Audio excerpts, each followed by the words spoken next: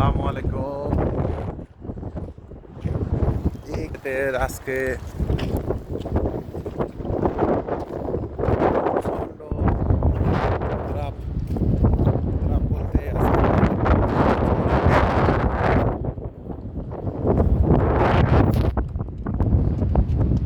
কিছু বলার নাই। আজকে আসলে অনেকদিন পরে বালু ঝড়টা আজকে চোখে বেঁধেছে প্রচুর।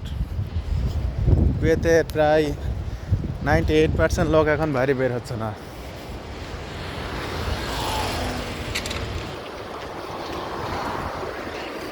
মোবাইলে তো তাও অনেকটা ক্লিয়ার দেখা যাচ্ছে, বাস্তবে এত ক্লিয়ার না।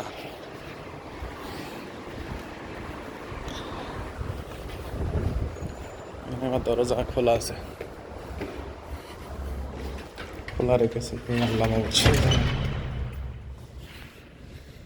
বিল্ডিং এর ভিতরে পর্যন্ত অনেক ধুলা।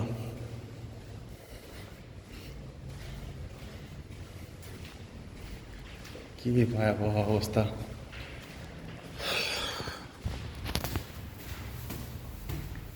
কিছু বলার নাই, এত পরিমাণ ধুলাবালি।